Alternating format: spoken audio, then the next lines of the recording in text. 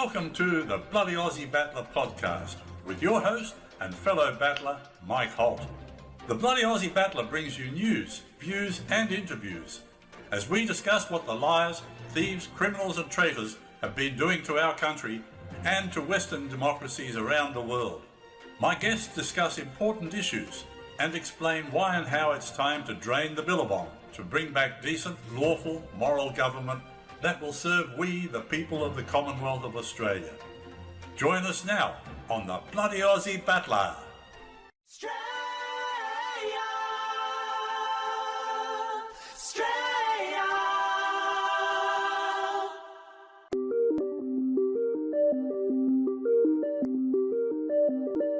Are you interested in podcasts that uncover the truth?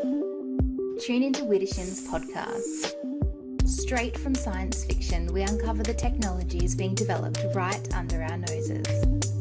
We bring to you the world's leading scientists, engineers and experts to discover just how far away these things really are from becoming our reality.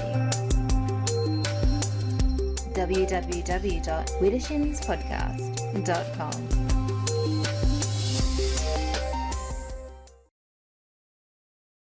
Dick Yardley's book, Australian Political and Religious Leaders, Treason, Treachery and Sabotage.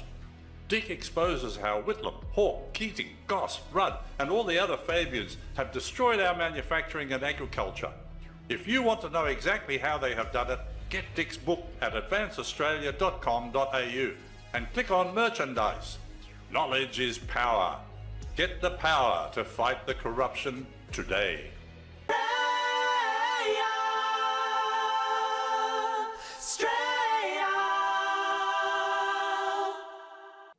Well, g'day again, and this is part 4 in our series on finding out about Australia's wealth. And so far, we've looked at gold, coal, and what happened to our pensions. Now, I'd like to remind you that in 1973, then Prime Minister Gough Whitlam took the Queen out of the Constitution without the permission of we, the people, voting in a referendum, and certainly without the permission of the Queen. He was tossed out by Sir John Kerr, but the damage had already been done. And every single law, act, piece of legislation, fine, conviction, everything that these political party governments have done since Gough Whitlam has been unlawful. You do not have any authority when you take the Queen out of the Constitution and then set up your own parallel constitution and law system. Roman law, that is not our law. Our law is English common law under the Westminster government system, which is our constitution. Now, I'd like to read you the preamble because this is what establishes we, the people of the Commonwealth of Australia, as the supreme authority over and above the Parliament, federal and state. We have the final say, not the political parties. And yet this is precisely what they are trying to tell us today, that only they have the authority. They do not. So our Constitution begins with the preamble, whereas the people of New South Wales, Victoria, South Australia, Queensland and Tasmania, humbly relying on the blessings of Almighty God, have agreed to unite in one indissoluble federal commonwealth under the crown of the United Kingdom of Great Britain and Ireland and under the Constitution hereby established. So over the last 50 years, unconstrained by adherence to the highest law of the land, which is the Constitution, the political parties have slowly but surely taken away our rights and freedoms. And why have they been able to get away with this? Because we've let them. You talk to Australians even a year ago about politics and they would say, oh, we never talk about politics. Well, now you're finding out that politics is the most important fact of life that we have to deal with. And because we have not been taught what our rights and freedoms are in schools anymore, most people don't know them. Now, Section 109 of the Constitution makes it very clear how much power a state parliament may have. And it states, when a law of a state is inconsistent with a law of the Commonwealth, the latter shall prevail, and the former shall, to the extent of the inconsistency, be invalid. In other words, this means that before a state can pass any law or legislation, it must ensure that it is consistent with the federal constitution. So if a state wants to pass a law that is inconsistent with the federal constitution, that law, no matter how many times they pass it, is invalid and it cannot be used. So, since Section 109 has clearly been ignored in this trumped up fake pandemic, it is very clear that the government is doing everything in its power to destroy our country. They tell everybody, get in your houses, have your vaccinations, don't go near people. This is all lies. And there's a lot more behind this pandemic than you have been told. But I can tell you one thing, the police out on the streets stopping people and fining them for not being at home have no authority to do so, and you can challenge them. Despite these safeguards built into our Constitution, the politicians have willfully ignored them, thinking that because they haven't educated us in our rights and freedoms under the Constitution, we wouldn't notice what they were doing behind our backs. And for many years, we didn't. It took us a long time to realise that they had set up a separate government from our Commonwealth of Australia constitutional government. It took us a long time to realise that they had taken away our money, which was our pounds, shillings and pence, which is the only lawful currency mentioned in the Constitution. They brought in American money, and they brought in all sorts of different ways of trying to get around the Constitution. Even the postal vote about the same-sex marriage had no validity. The only way that you can change the Constitution, and marriage is defined in the Constitution, the only way you can change the Constitution is by having a referendum of the people. Whitlam never asked us in a referendum if he could take the Queen out of the Constitution in an effort to try and establish a republic. Bob Hawke never had a referendum about the Australia Act, and yet nobody has challenged these two acts of treason, high treason, when our politicians should have been on top of that, when our military should have been on top of it. As a result of our being ignorant and uninformed about what the politicians were doing, we are losing our wealth, the wealth of our land, and we are also losing the future. Because by stealing our wealth, by stealing our rights and freedoms, the politicians have taken away our freedom. We are now vulnerable to attack by any enemy who wishes to come into Australia. And in fact, we know that they're already here. The enemy is here right now, buying up vast tracts of our land, our food, our resources, and that cannot continue. As I expose how much wealth we have under the ground of our nation, just remember that none of the mining that has taken place in the last 50 years is lawful. Once Whitlam took the Queen out of the Constitution, there was no lawful authority in our nation anymore. As I said before, we are ruled by a bunch of political party crooks, thieves, liars, and traitors. So how much wealth have they stolen from us? How much remains in the ground? And what can we do with the wealth? Well, so far we've looked at how much gold and coal we have sitting under the ground, as well as how much of our pension money the political party criminals have stolen from us. Are you starting to see now why we say these political party governments must go? But what happens after we put the criminals on trial and dismantle their Roman law system to get back to our Commonwealth of Australia constitutional government? If we are to become an independent, sovereign nation with a government of the people, by the people, for the people, we need to return to the constitutional government system laid out in the Constitution. And then we can start a series of carefully considered referendums to change anything we, the people, might want and change for the future.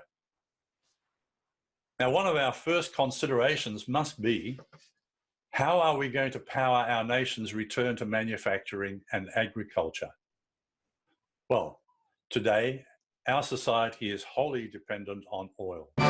So that's what we're going to look at today. Unfortunately, our so-called political leaders have destroyed our ability to drill and process our own oil. I remember back in the 60s and the 70s, we had all sorts of oil processing plants. We had our own petrol station chains. Golden Fleece was a good one, but there were plenty more. The sign of the flying red horse, remember that one? Again, that was our Australian oil and petrol. Australia used to produce our own fuel with our own fuel processing plants everywhere. And then the politicians came along, shut it all down. And today we produce almost no oil or gas for home consumption. Instead, it is all shipped overseas where it is processed into fuel and other products, and then we have to buy it back at outrageous prices. If an enemy ever decides to invade our country, we have no more than about 2 weeks' supplies spare. After that, we run out, our war machine grinds to a halt, and we become abject slaves of the invader. And yet, we have vast oil reserves. In fact, Australia has about 0.3% of the world's oil reserves, and most people are unaware of that. Now, 0.3% may not sound like much, but in reality, we are swimming above a sea of oil, an ocean of oil. Most of Australia's known remaining oil resources are condensate and liquefied petroleum gas, LPG, associated with the giant offshore gas fields in the Browse, Carnarvon and Bonaparte basins of northwestern Australia. In addition, oil resources are identified in the Perth, Canning, Amadeus, Cooper/Eromanga, Bowen/Surat, Otway, Bass and Gippsland basins. So we have plenty of oil. We have significant gas resources, with gas being Australia's third largest energy resource after coal and uranium.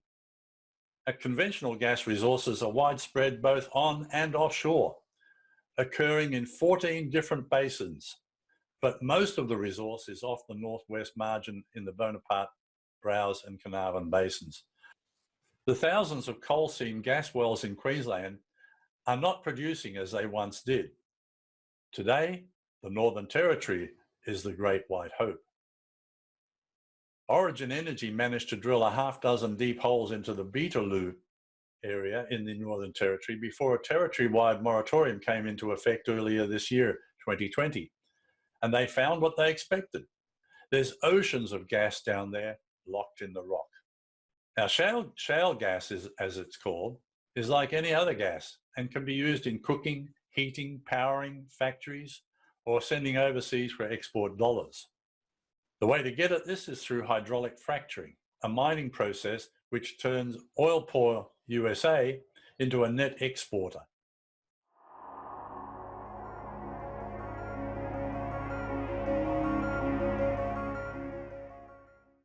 Shale gas is mainly methane, trapped within shale rock layers at depths greater than 1,500 metres. Australia's shale gas industry is largely in the exploration phase. This involves drilling vertical and horizontal wells and hydraulically fracturing or fracking the shale rock to see if gas can be produced economically.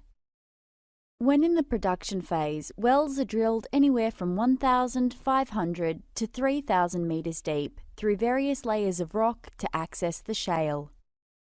To protect groundwater from contamination, the well is lined with cement and steel casings. Horizontal drilling is a technique used to maximise shale gas recovery and minimise surface impacts. Before gas production can start, hydraulic fracturing needs to occur. This involves perforating along the horizontal portion of the well to gain access to the shale rock. Water containing chemical additives is pumped under high pressure to open up existing fractures and create new ones within the shale rock.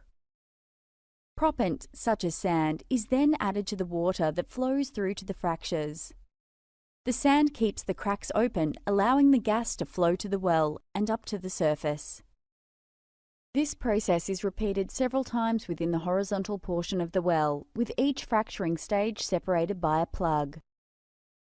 At the end of the hydraulic fracturing process, the plugs are removed and production can start.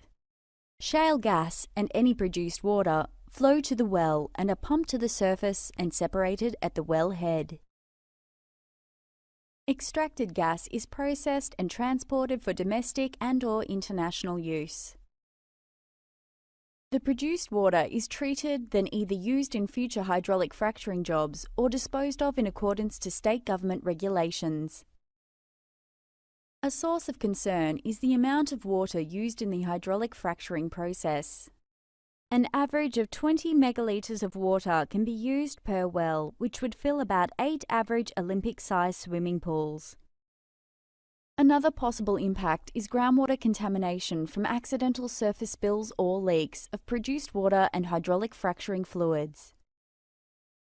Other potential environmental impacts include the industry's greenhouse gas footprint, fragmenting of local habitat, and changes to rural communities.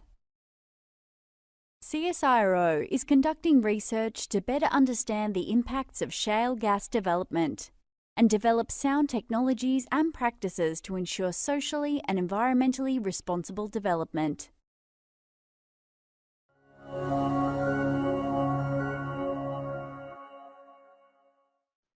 It's called fracking for short. And how does this work? Well, in the coal seams or the Northern Territory's shale rocks, the gas is trapped in the rocks and has to be coaxed into letting it go. Coal seam gas is a naturally occurring methane gas found in most coal seams, and it's similar to conventional natural gas. In Australia, the commercial production of CSG commenced in 1996 in the Bowen Basin in Queensland. Now, since then, production has increased rapidly, particularly during the first decade of the 21st century. CSG has now become an integral part of the gas industry in Eastern Australia, particularly in Queensland. And then you have the glossy brochures put out by various government agencies, all telling us how wonderful the oil and gas industries are. After all, they are generating export income, aren't they? And look how many new jobs have been created. Well, at the end of last year, Australia overtook Qatar to become the world's largest exporter of LNG. And now even more companies are investing in infrastructure throughout the region to turn Western Australia into a global LNG hub. The basic flaw in all of this is that all this gas is being exported overseas. Any gas we do get out of this arrangement is the gas we buy back at exorbitant prices. And yet China is buying our gas at something like 5 or 6 cents a litre. Where's the money? So where are the oil and gas fields and what are they worth to us? Well, let's have a look at our fields first of all. We've got Browse upstream, and that's where it is there. It's worth 15 billion. Started up in 2023, so it's not even here yet, but they've been developing it. The Browse area consists of 3 gas fields located 425 kilometre northwest of Broome, Western Australia. And these are called Tarosa, Brecknock and Caliance. Together, they're estimated to contain 15.4 trillion cubic feet of dry gas and 453 million barrels of condensate. There's the Browse Basin, satellite fields over in Western Australia. They're valued at 10.4 billion. They're starting up in 2021. They're adjacent to the Woodside's Browse fields, and these are called Poseidon, Kronos, and Boreas. Now, the Surat gas project in Queensland is expected to yield 4 trillion cubic feet of gas over the next 27 years, with 4 megatons per annum during peak production from 2026. The Surat gas project is worth 17.5 billion, startup year 2020. Now it's out there in Queensland between Dalby and Wandoan, and the project is expected to stretch across an area of 2,500 kilometres squared, where a CSG production well and associated facilities will operate on 14 petroleum leases. Now, I know these figures are all getting a bit dry, but the reason I'm explaining all this to you in detail is because we need to know where everything is and what it's all worth. Now, we have another one, startup year this year, 2020, is the Gorgon LNG train. That's valued at 5.1 billion. Then we've got the ConocoPhillips Barossa project, startup year in 2023. That's 300 kilometres north of Darwin. We've got the Pluto LNG train. That's valued at 5 billion, startup year 2023. That's located in Burrup, Western Australia. And the Pluto LNG facility is another major project seeking an expansion, correlating with the growth of the Australian natural gas market. Another one is the West East Gas Pipeline, valued at 5 billion. And just look at all these gas lines going all over Australia. Did you know that we had these? I didn't until just now. So the West East Gas Pipeline is valued at 5 billion. The startup year is 2022, so it's not even here yet, but all those gas pipelines are definitely well in the way. The big red ones are operating.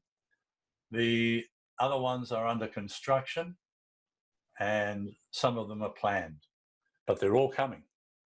Now, there's also the Prelude, Takata and Concerto gas fields. Remember, I just mentioned them, valued at 4 billion. They start up in 2019. We've got the Burrup Peninsula Urea project. That's at 2.191 billion. That'll start up in 2023. We've got the Tassie Shoal gas to methanol plant. That's valued at 2 billion. Startup year 2021. So we have plenty, absolutely plenty of gas and oil under our country. Now, as you can see from these pictures, that's the shipping lanes around Australia and around the Southeast Asian region. The dark blue ones are passenger ships. The square dark blue are ships that have docked. Light blue are tugs. The green ones are bulk carriers. Red are tankers, both oil and chemicals. Pink are sailing vessels and pleasure craft. Orange are fishing vessels and purple are yachts. Grey squares on coastlines are lighthouses or vessels in port. The grey boats are Coast Guard, Water Police, Survey, etc. All the other black grey dots are unspecified and destination unknown. And you can see a lot of those up there in the China Sea and over off the coast of East Africa, between Africa and India. There seem to be an awful lot of those black dots, don't there? So it's very clear that we have plenty of oil and gas. The problem is, it's also very clear that the political parties are not developing it for use by Australians in Australia.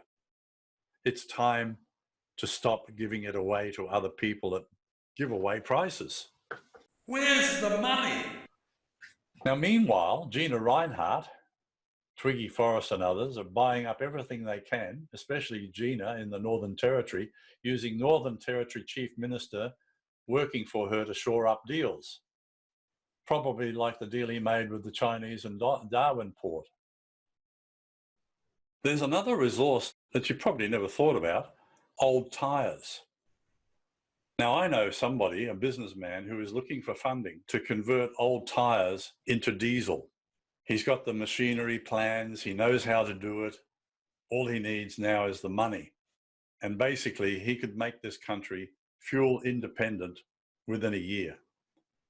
But while we have government bureaucrats sitting on their backsides, making up useless rules and laws that are destroying our country, we'll never become an independent sovereign nation capable of looking after ourselves. We need to be fuel independent, and without fuel, we cannot run our country.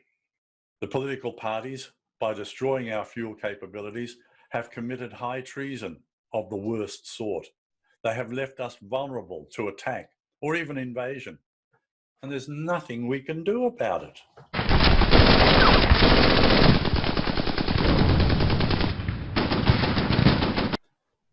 Now that we're beginning to see the big picture, it is clear that Australia is still a very wealthy country. We have plenty of gold, diamonds, bauxite, gas, coal, oil, but we need a government of the people, by the people, for the people, to ensure that we all share in the common wealth of our beautiful Australia. There's only one way we're going to get that. You and I and every other Australian must stand up and demand that we get better government and that we put the traitors and thieves and liars and criminals on trial for the many crimes they have committed against us over the last 50 or so years. It's got to stop. It's up to you, each one of you. I hope you will take this advice and stand up for our rights. Thank you. When we first met, I knew that I was yours. One look at you, my heart opened a door. And since then, I never had a doubt. Will it last forever? Or will you walk out? It felt so right. It couldn't be wrong.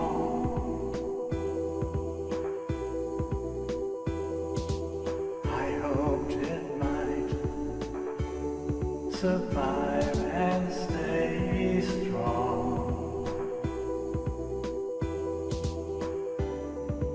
I would do anything to keep you near.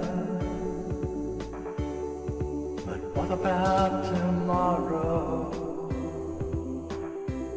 What do I have to fear? Will it be just you and me? Baby, baby, can't you see? You love me and I love you. Oh, baby, baby, what you gonna do?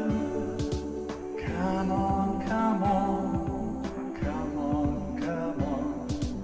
Will you stay true? Oh, come on, come on, come on, come on. Will you stay true?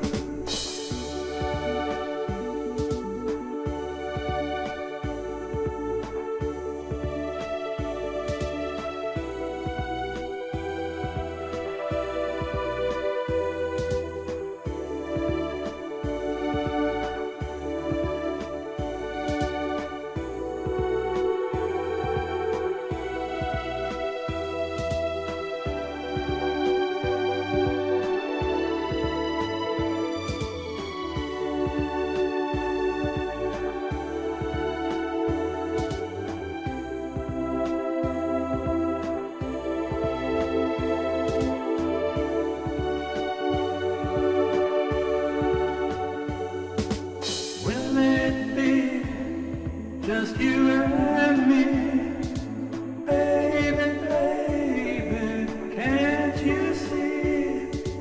You love me and I love you. But baby, baby, what you gonna do? Come on, come on, come on, come on. Will you stay true? Oh, come on, come on, come on, come on. Will you stay true? Each day I wake up singing a song with you beside me. That's where you belong.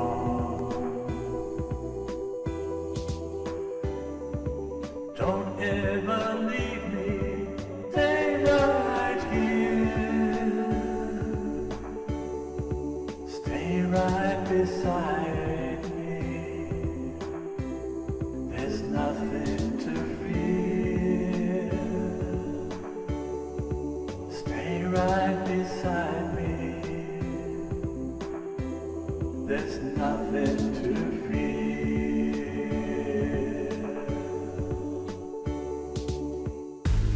If you're enjoying the Bloody Aussie Battler podcast, please consider donating to help keep us going. You can donate just once or make it a monthly donation. Any amount is welcome.